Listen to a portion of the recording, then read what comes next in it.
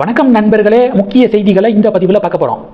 India today கான்ஃபரன்ஸில் கேட்ட கேள்விக்கு அவருடைய ஒப்பீனியன் அண்ணாமலை சொன்னதுக்காக பாஜக காரங்க ஒட்டுமொத்தமாக அண்ணாமலைக்கு எதிர்ப்பு தெரிவிக்கிறாங்க. எப்படி ப்ராஜெக்ட்ஸ்லாம் குஜராத்துக்கே போகுதுன்னு அண்ணாமலை சொல்லலாம் அப்படின்னு சொல்லிட்டு வம்புக்கு இழுக்கிறாங்க.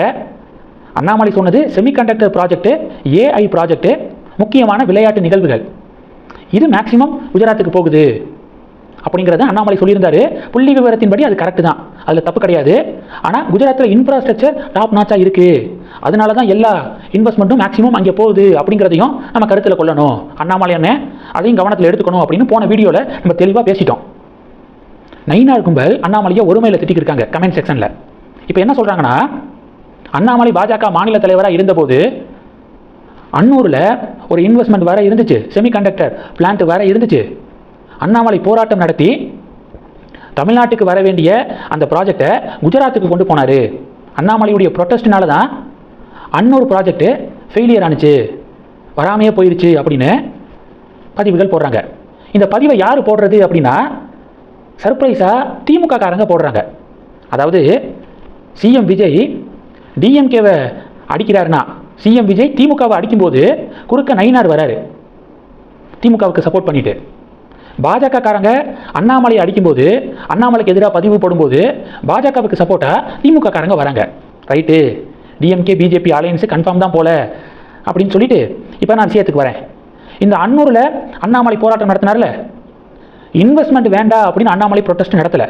அன்னூரில் வர வேண்டிய பிளான்ட்டுக்கு 2300 ஏக்கர் விவசாய நிலங்களை அழித்து அதில் அந்த பிளான்ட்டு வர மாதிரியான ப்ராஜெக்ட் தான் இருந்துச்சு. அதுக்கு தான் அண்ணாமலை சொன்னார், விவசாய நிலங்களை அழித்து அங்கே ப்ராஜெக்ட் வரதுக்கு பதிலாக ஏற்கனவே 48,000 ஏக்கர் நிலங்கள் இது மாதிரி இன்வெஸ்ட்மெண்ட்டுக்காக புதிய புதிய திட்டங்கள் வர்றதுக்காக ஒதுக்கப்பட்டிருக்கு. அந்த 48,000 ஏக்கரில் இந்த பிளான்ட்டை கொண்டு வாங்க. அன்னூர் எங்கே இருக்குது? கோயம்புத்தூர் ரீஜியனில் இருக்குது.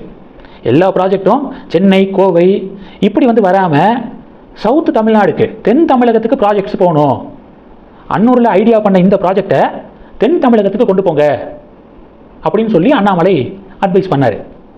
அவர் எந்த இடத்துலையும் செமிகண்டக்டர் பிளான்ட்டுக்கெல்லாம் எதிர்ப்பு தெரிவிக்கலை, இடத்த மாற்றுங்கன்னு தான் சொன்னார். அதனால் தவறாக திமுகவும் சரி பாஜகவும் சரி இதை பரப்பிக்கிருக்காங்க. இது பாயிண்ட் நம்பர் 1.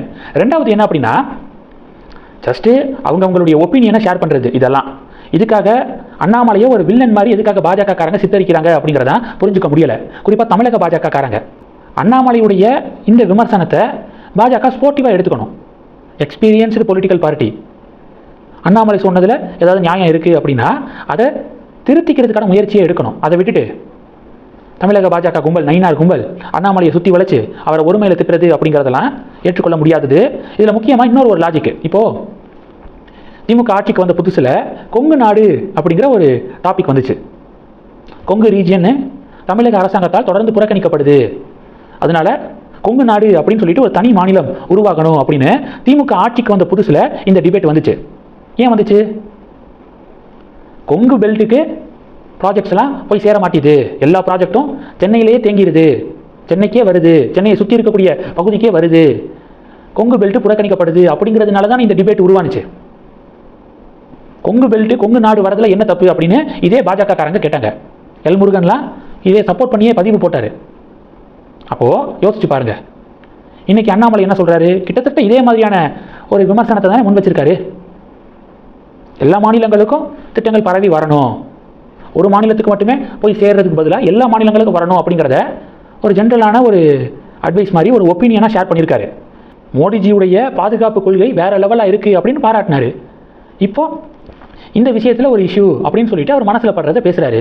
எதுக்காக? இது ரெண்டையும் கலந்து ஆலோசிக்கணும்ல. பாராட்டும் போது மட்டும் சூப்பர் அப்படின்னு சொல்லிட்டு ஏதாவது விமர்சனம் முன் வச்சா அதை ஏற்றுக்கொள்ளக்கூடிய பக்குவமே இல்லாமல் ஒருமையில் அண்ணாமலையை திட்டுறது சரியா?